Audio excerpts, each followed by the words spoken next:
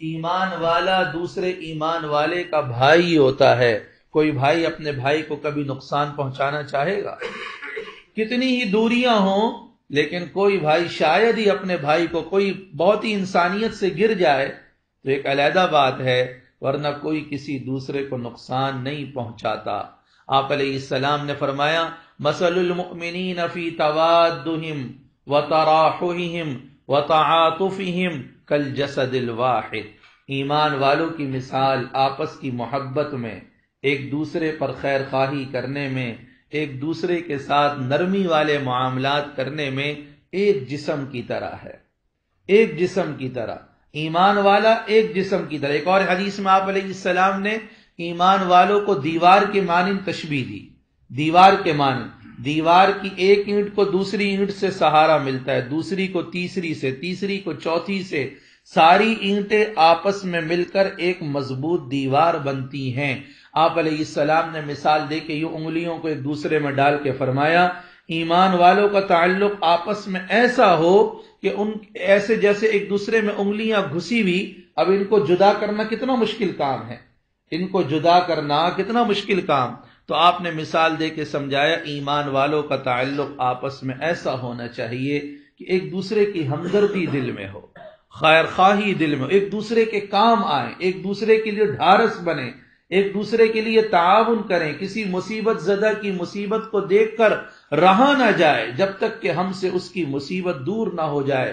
کسی مقروض کو قرضے میں ڈوبا ہوا دیکھ کر ہم سے رہا نہ جائے. مجھ سے جو اس کے لیے ہو سکے میں کروں، کوشش کروں، جان سے، مال سے، بھاگ دوڑ سے، محنت سے، دعاؤں سے، سفارش سے، جو ہو سکے ہم ایک دوسرے کے کام آئیں، ایک دوسرے کے خلاف منصوبے نہ ہوں، ناراضگیاں نہ ہوں. آپ علیہ السلام نے فرمایا کسی ایمان والے کے لیے جائز نہیں کہ دوسرے مسلمان سے 3 دن سے زیادہ بات چیت بند رکھے. کیا فرمایا بولو بھائی؟ 3 دن سے زیادہ بات چیت بند رکھنا آپس میں جائز نہیں. لیکن علماء نے اس پر ایک چیز کا استثناء کیا. شوہر اپنی بیوی سے 3 دن سے زیادہ بات چیت بند رکھ سکتا ہے، استاد اپنے شاگرد سے، اور ماں باپ اپنے اولاد سے. اور دلیل میں کیا پیش کیا کہ حضور علیہ الصلاۃ والسلام نے 1 مہینے تک اپنی بیویوں کے قریب نہیں گئے، اوپر جا کے رہ گئے، اپنی بیویوں سے بات چیت بند. اس کی وجہ علماء نے یہ بیان کی ہے کہ جب شوہر اپنی بیوی سے بات چیت بند کرتا ہے تو تربیت کے خاطر، تنبیہ کے خاطر، اولاد ماں باپ اولاد سے، استاد شاگرد سے، تو بسا اوقات 3 دن میں تنبیہ نہیں ہوتی، اس لیے تنبیہ کے خاطر زیادہ بات چیت بند کرنی پڑتی ہے. اور تنبیہ کے خاطر، تربیت کے خاطر تھوڑی سی ناراضگی اختیار کرنا یہ بھی حدیث سے ثابت ہے. 3 صحابہ غزوہ تبوک میں جانے سے پیچھے رہ گئے تو آپ علیہ الصلوۃ والسلام اللہ کی طرف سے ان کے لیے سزا کیا آئی؟ Social boycott. کیا آیا ان کا؟ جس کو مقاطعہ کہا جاتا ہے. 50 دن تک ان سے کسی نے بات چیت نہیں کی، حتیٰ کہ حضور علیہ السلام کو وہ سلام کرتے، آپ دل ہی دل میں تو سلام کا جواب دیتے لیکن بظاہر بے رخی اختیار فرما لیتے. دل میں تو محبت تھی آپ علیہ السلام کے، لیکن تربیت اور تنبیہ کے خاطر وہ 3 صحابہ کیا کہتے ہیں؟ 50 دن ہم پر اتنے بھاری بن کر گزرے کہ ہم اس کا اندازہ نہیں لگا سکتے کہ حضور علیہ السلام ہم سے ناراض. لیکن آج کیا ہوتا ہے، ہم بھی استاد ہیں، شاگرد سے ناراض ہو جائیں، شاگرد بولتا ہے اچھا جان چھوٹی یار، ناراضگی رہیں گے، اس کو پرواہ ہی نہیں ہوتی. پہلے اپنی محبت تو دل میں اتنی پیدا کرو کہ وہ آپ کی ناراضگی کو برداشت نہ کر سکے، پھر تو فائدہ ہوگا، ورنہ ناراضگیاں اور دوریاں پیدا کر دیتی ہیں. ماں باپ ناراض ہو جائیں تو میں دیکھتا ہوں بچے جو ہے وہ معافی مانگنے نہیں آتے، کھا رہے ہیں، پی رہے ہیں، موج مستی کر رہے ہیں، ان کو پرواہ ہی نہیں ہوتی ماں باپ ناراض ہیں. پہلے ماں باپ اپنی عظمت، اپنی محبت تو دلوں میں پیدا کریں اور بات بات پر ناراض نہ ہوا کریں. اس سے ناراض ہونے کی بھی اہمیت نکل جاتی ہے. بچے کہتے ہیں ان کا تو کام ہی یہی ہے، ناراض ہوتے ہیں، ہونے دو، ہمیں اپنا کام کرنے دو، ہم تو اپنی مستیوں سے باز نہیں آئیں گے. تو ناراض ہونے کا فائدہ. صحابہ اور حضور علیہ السلام کا تعلق کتنا کہ آپ علیہ السلام سلام کا جواب نہ دیں، صحابہ سے یہ کبھی بھی برداشت نہیں ہو سکتا. تو آپ نے کیا فرمایا؟ عام مسلمان، اور پھر میاں بیوی نے تو اکٹھے ہی رہنا ہے، میاں بیوی نے تو اکٹھے ہی رہنا ہے، انہوں نے جانا کہا ہے، ماں باپ اور اولاد نے تو اکٹھے ہی رہنا ہے، اس لیے وہاں 3 دن سے کچھ زیادہ کی اجازت ہے، تربیت کے خاطر، تنبیہ کے خاطر۔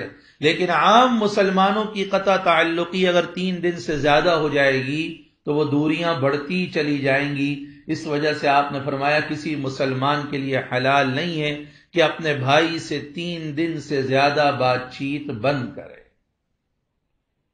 حضرت حسین رضی اللہ تعالی عنہ اور ان کے چچزاد بھائی حضرت عبداللہ بن جعفر رضی اللہ تعالی عنہ، دونوں کے درمیان ناراضگی ہو گئی، بات چیت بند ہو گئی۔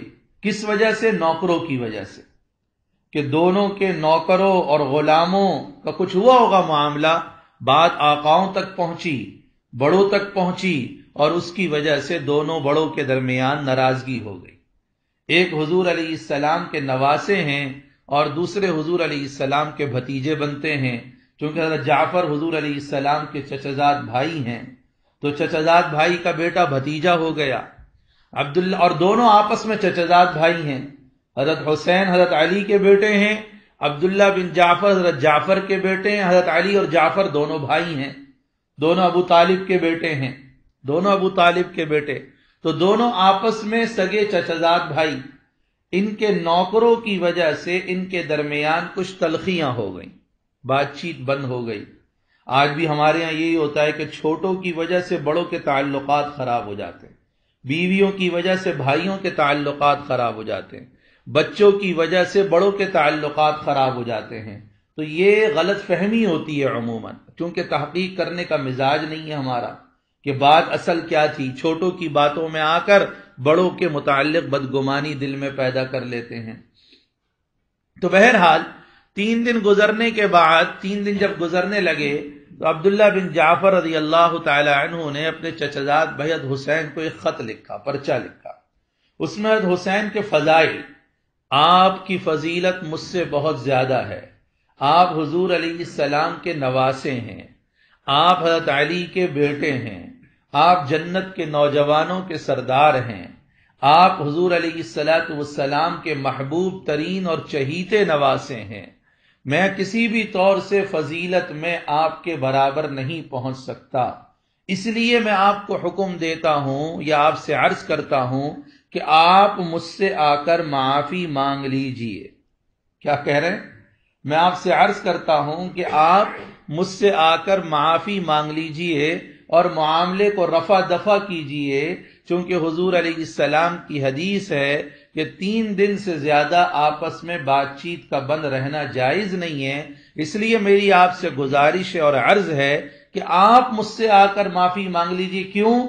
چونکہ جہاں آپ کے دیگر اتنے فضائل ہیں، میں چاہتا ہوں یہ فضیلت بھی آپ کو حاصل ہو جائے کہ آپ نے معافی کرنے میں پہل کی ہے۔